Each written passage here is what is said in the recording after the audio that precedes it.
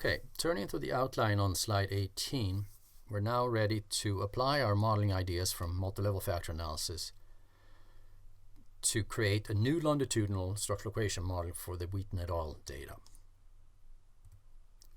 To remind you, here is the traditional Wheaton et al. Model with two indicators, anomia and powerlessness, for each of 3 time points, influenced by an SES factor measured by 2 indicators. So let's see, what will this picture look like if we bring in the thinking from multi-level factor analysis applied to the longitudinal setting. This is what it'll look like. So on the right here, we still have the 3 time points with the 2 measures, anomia and powerlessness. On the left, now we have something new. A random intercept latent variable, A, for anomia and P for powerlessness. And they have influence on the observed indicators with coefficient 1 at all time points. They each contribute a parameter of variance, or in this case actually a residual variance, because now we can say that these intercept variables are really between person variables, what varies across individuals.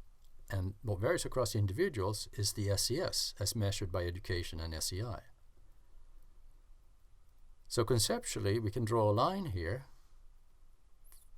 between the between part between individuals and the within part, which is variation across time. So the between individual variation is, these correspond to FB, or indicators of FB rather. The random intercepts that vary across individuals. And they are the ones that are influenced by SES, which varies across individuals, but not across time, according to the Wheaton model. It doesn't vary across time. It's one SES measure, time invariant latent covariate. So we would draw it this way, and we make a line here between the between person, the within person variation. So on the right, we have variation within person, but across time. Is the across time variation within person, free of the between level, the between individual influence. So down here, it only has to do with the within person development. Now this is all done in a single level wide format. That is, even though I say between and within, I'm talking about the same kind of model setup, single level wide, as for the traditional classic way of formulating the model. It's not multi-level, it's single level, and we have just borrowed ideas from multi-level factor analysis to formulate it this way. And now by that thinking, then we should have invariant loadings across time and invariant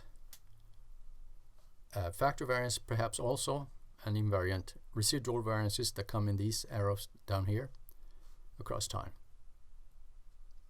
So it's still a single level wide model. And just repeating this, 2 random intercepts representing between level variation stable over time, instead of having many correlated residuals in an undisciplined fashion. And SES is a between level variable and influences only the random intercepts. That is, we don't have any influence from SES to the F1, F2, F3. This is a key issue. This does not influence F1, F2, or F3 directly. It goes this way. In fact, you could not identify an influence from SES to all 3 of them. Clear separation of within and between. And the relationship between the factors over time, over here, represent within person dynamics. So here we get back to this table, the classic and the new model. The new model has 6 fewer parameters, and still chi-square is and therefore higher degrees of freedom, and still chi-square is better than the classic model. With this non-zero p-value, good RMSEA, and a perfect CFI. That's interesting. The findings for the new random intercept model, I already said this, the level 2 between level findings, talking about it in multi-level terms, although we do a single level analysis, SES has a significant negative effect on the random intercept as expected. As SES goes up, feelings of anomia and powerlessness tend to go down. And this means that SES explains part of the measurement non-invariance across people. So you have measurement non-invariance because of these random intercept, but you can model it and you can even explain it. And we're going to see how well it explains it when we take a look at the M+ outputs. And on level 1, on the within level,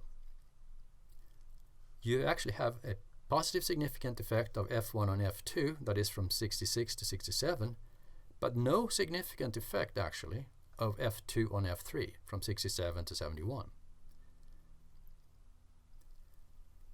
So this is a much better modeling framework to work with, I think, and it should be used more often in practice than it is today, if it's used at all in this fashion.